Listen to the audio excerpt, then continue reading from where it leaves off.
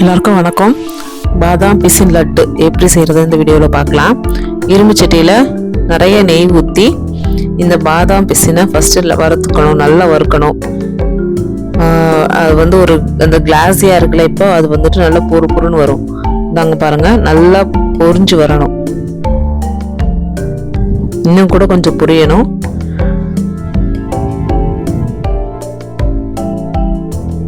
அது எப்படி பெருசாயிரும், நீங்கள் போட்டிருக்க சைஸ் ரொம்ப பெருசாக இருக்கும். இப்போ பார்த்தீங்கன்னா கொஞ்சம் நல்லா புரிஞ்சிருக்கு. அதை எடுத்துட்டு இந்த கப்பில் தான் எல்லாமே வளர்ந்துருக்கேன். இந்த கப்பில் ஒரு கப்பு பாதாம், அதே கப்பில் ஒரு கப்பு முந்திரி பருப்பு போட்டு நல்லா அதே நெய்யிலே போட்டு நல்லா மிக்ஸ் பண்ணுங்க. நல்லா வறுத்துக்கோங்க. வறுத்து தனியாக எடுத்து வச்சுக்கோங்க. அப்புறம் ஒரு கப்பு பேரிச்சம்பழம்,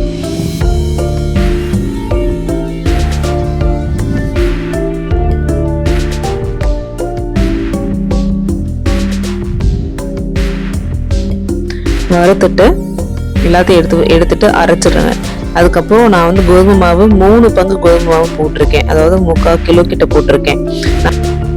நான் என் மகளுக்கு பண்ணியிருக்கேன். 5 வயசு ஆக போகுது. ஒரு 3 பங்கு எடுத்திருக்கேன் நான் கோதுமை மாவு போட்டு அதே எண்ணெயில் நல்லா வறுத்துக்கோங்க.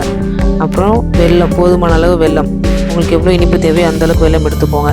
எடுத்து அதையும் காய்ச்சுங்க. நான் இப்போ அந்த வறுத்த பாதாம் பீஸினை அரைச்சதை சேர்த்து போட்டு கொட்டிட்டு, அப்புறம் நம்ம நட்ஸ் அரைச்சோம் இல்லை, நட்ஸு வறுத்தோம்ல, அதையும் அரைச்சிட்டு எல்லாத்தையும் சேர்த்து போட்டு நல்லா மிக்ஸ் பண்ணணும்.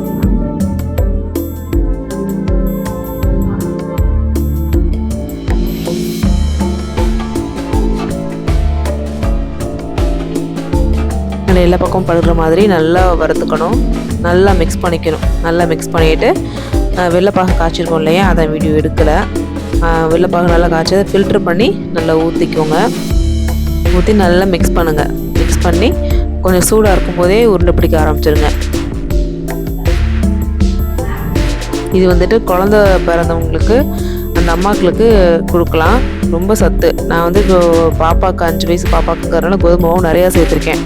இப்போ நீங்கள் குழந்தை பெற்ற தாய்மார்களுக்கு கொடுக்குறீங்க அப்படின்னா கோதுமை மாவு அளவை நீங்கள் கம்மி பண்ணிக்கலாம். அவங்களுக்கு இது உடம்புக்கு ரொம்ப நல்லது. நான் என்னோடய கிட்டுக்கு அப்படிங்கிறதுனால கோதுமை மாவு நிறையா சேர்த்துருக்கேன். அவ்வளோதான். கொஞ்சம் சூடாக இருக்கும் போதே உருண்டை பிடிக்க ஆரம்பிச்சிட்டிங்கன்னா ஈஸியாக எல்லாத்தையும் எடுத்துடலாம். எல்லா உருண்டையும் பிடிச்சிடலாம்.